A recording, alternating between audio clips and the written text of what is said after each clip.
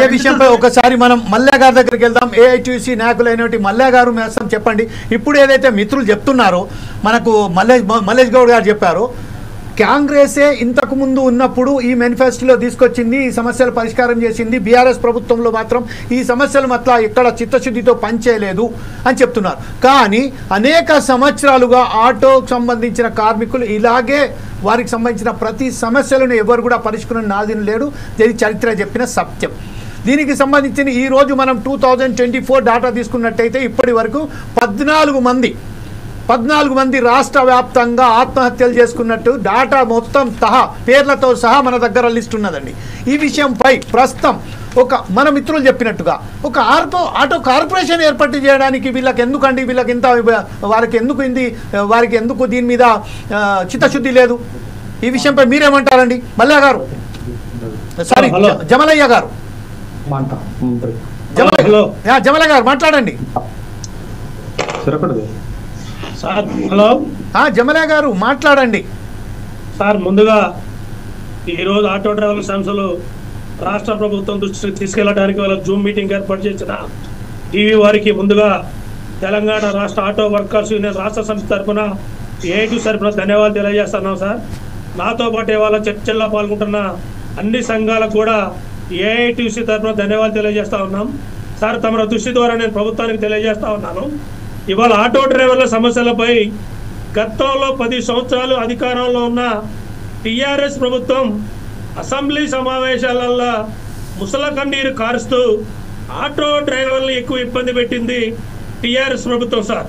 ఇంతకుముందు ఐఎన్టీసీ మిత్రుడు చెప్పినట్టు గత 10 సంవత్సరాలుగా అనేక దఫాలుగా ఆటో వర్కర్స్ ఏఐటీసీ ఆధ్వర్యంలో ఆటో డ్రైవర్లకి సంక్షేమ బోర్డు ఏర్పాటు చేయండి, విడిభాగాల రేట్లు తగ్గించండి అని అనేక సార్లు ఉద్యమాలు చేసిన గత ప్రభుత్వం ఆటో డ్రైవర్ల సమస్యలు పట్టించుకోకపోగా ఆటో డ్రైవర్లపై తెలంగాణ ఉద్యమంలో లక్షలాది మంది కార్మికులు పాల్గొంటే ఆనాటి ముఖ్యమంత్రి కేసీఆర్ గారు ఆటో డ్రైవర్ 400 ట్యాక్స్ తగ్గించి ఇవాళ ఆటో డ్రైవర్లకు 3000 ఇన్సూరెన్స్ని 13,000 పెంచిన గత టీఆర్ఎస్ ప్రభుత్వం సార్. అదేవిధంగా మేము ఆటో డ్రైవర్లకి సార్ మాట్లాడండి. ఆటో డ్రైవర్లకి సంక్షేమ బోర్డు ఏర్పాటు చేయమని అనేక దఫాలు కూడా ఉద్యమాలు చేశాం సార్. అయినా సరే ఈ ప్రభుత్వం పెడిచోని పెట్టింది. ఇకపోతే ఇవాళ ఆటో డ్రైవర్లు తెలంగాణ రాష్ట్ర వ్యాప్తంగా ఇవాళ చిన్న పెద్ద పట్టణాలతో సంబంధం లేకుండా గత ప్రభుత్వం తెలంగాణ రాష్ట్రంలో రాపిడ్, ఓల్వా, ఊబర్ సంస్థలకి వాళ్ళు తీసుకొచ్చి ఇవాళ ఆటో డ్రైవర్లపై ఎక్కువ పట్టగొడుతుంది ఆనాటి టీఆర్ఎస్ ప్రభుత్వం సార్. హలో, మాట్లాడండి సార్, మీ మాట వినబడుతుంది, కంటిన్యూ మాట్లాడండి. లైవ్ కట్టండి సార్, మాట్లాడండి, కోయి బాత్ నహీ, మాట్లాడండి సార్. తీసుకొచ్చింది ఇవాళ ఆటో డ్రైవర్కి ఎక్కువ నష్టం పెట్టింది ఇవాళ టీఆర్ఎస్ ప్రభుత్వం సార్. మేము ఈ కాంగ్రెస్ ప్రభుత్వాన్ని కూడా అడుగుదలుచుకున్నాం. తెలంగాణలో ఎన్నికలలో హామీలు ఇచ్చిన ప్రకారం మీ మేనిఫెస్టోలో ఇవాళ ఆటో డ్రైవర్లకు ఏ ఆటో డ్రైవర్ వచ్చి ఏ ప్రభుత్వాన్ని మాకు సాయం చేయండి మహాప్రభుని అడిగిన వాళ్ళు ఎవరు లేరు సార్.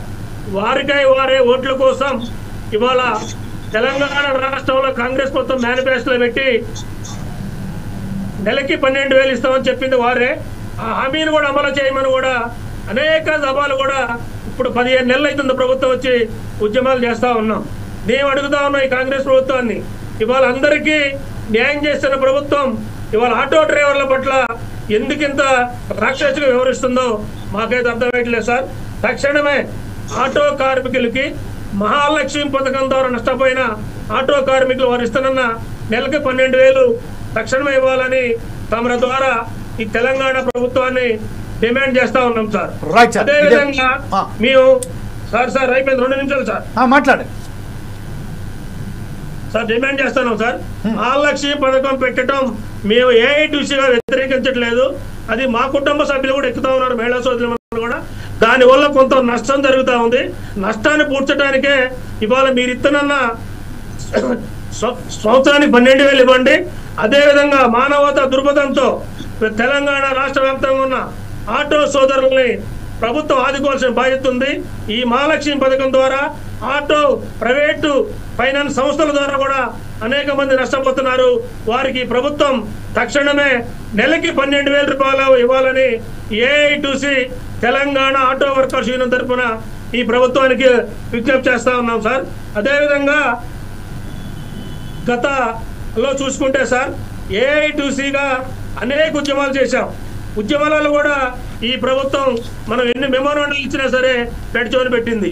మా ఆనాటి ఆటో వర్కర్స్ యూనియన్ తెలంగాణ రాష్ట్ర గౌరవ అధ్యక్షులు, ఈనాటి సిపిఐ రాష్ట్ర కార్యదర్శి, కొత్తగూడెం నియోజకవర్గ ఎమ్మెల్యే పూననేని సాంబశివరావు గారి ద్వారా మొన్న హైదరాబాద్ లో జాయింట్ యాక్షన్ కమిటీగా ఏర్పడి అన్ని ఆటో సంఘాలు కూడా పెద్ద ఎత్తున తెలంగాణ రాష్ట్ర వ్యాప్తంగా బంధు పిలిపిద్దామంటే గౌరవ శాసనసభ్యులతో పొన్నం ప్రభాకర్ గారు మాట్లాడి సాంబశివరావు ఈ సమ్మె వాయిదా వేయండి, ఈ అసెంబ్లీ సమావేశాల్లో మాట్లాడి మీకు ఆటో డ్రైవర్లకు ఇస్తానన్న 12,000 ముఖ్యమంత్రి గారితో మాట్లాడి ఇప్పిస్తామని ఆ హామీని కూడా పొన్నం ప్రభాకర్ గారు మర్చిపోయారు.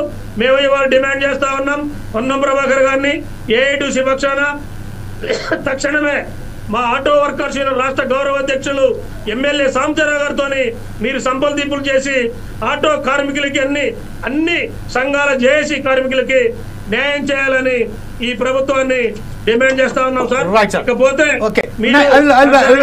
మరొకసారి మీ వద్దకు వస్తానండి. ఇప్పుడు అయిపోయింది. ఇవాళ తెలంగాణ రాష్ట్ర వ్యాప్తంగా సార్ ఆటో కార్మికులు కొన్ని విడిభాగాలపై సెస్ కింద 10% వారి ప్రభుత్వం వారు పక్కన పెడితే ఆటో కార్మికులకి సంక్షేమ బోర్డు ఏర్పాటు చేయటం ఈ ప్రభుత్వానికి పెద్ద సమస్య కాదు సార్. ఇవాళ తెలంగాణ రాష్ట్ర ప్రభుత్వం ప్రతి డీజిల్ పెట్రోల్ పై 1 లీటర్కి పర్సెంటేజ్ 20% నుంచి 30 రూపాయలు తీసుకుంటా ఉంది. మేము ఆటో డ్రైవర్ల పట్ల ఈ తెలంగాణ రాష్ట్ర ప్రభుత్వం తమ ద్వారా సార్ రైట్ సార్.